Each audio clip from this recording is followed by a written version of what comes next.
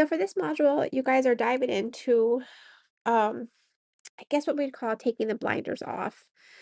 So there is a philosopher named Carl Jaspers, and he kind of argues that there is a time period in human history when all of a sudden everyone started thinking in that rational way that I was talking about previously in the other module. Now, this is kind of controversial. He caught a lot of flack for it at the time when he was talking about it, but he calls it the axial age. With this axial age, he starts saying that, hey, if you look back in the history of philosophy, the history of thought, and you whiteboard it, and you put like, hey, Persian Empire, rational thought, Egyptian Empire, rational thought, you know, the the Qing Dynasty, rational thought. That's too far forward. What he says is there's a chunk of time when all of these widely different civilizations start to have this emergence of thought that's not controlled by an organized system.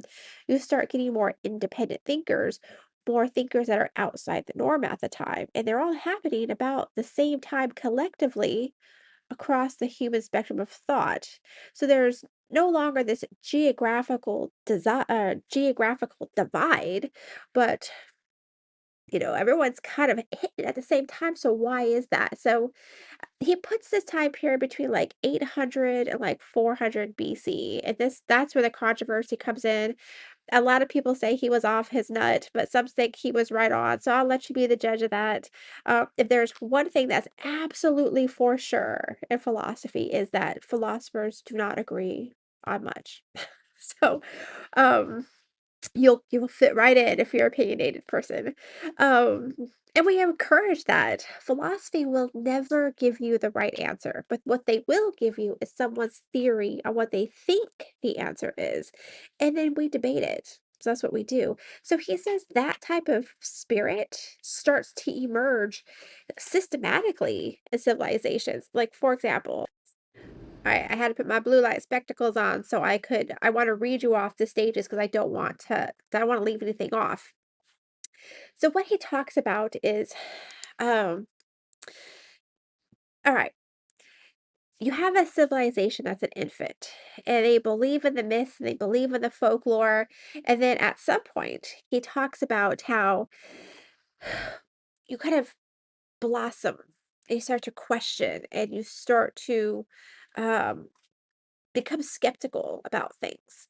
And then you start moving into more of criticism of these long fold type of folklore and myth ideas that are in your organized thought. And you're the rebel of the room and you're the problem. Socrates enters the chat. So he says every civilization is going to do this. You're going to have a stage where it's all about building and emerging and survival. And then there'll be a time when you thrive.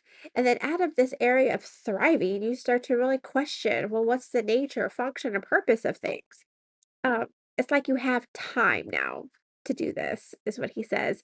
So that's kind of what we're looking at with this one right here in this module.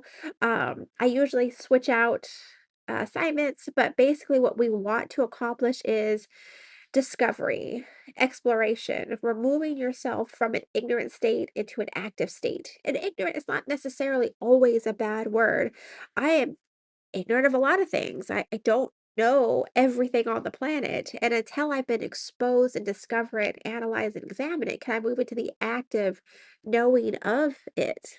So that's the spirit of this module. If you need anything, need more questions clarified, of course, you could just let me know.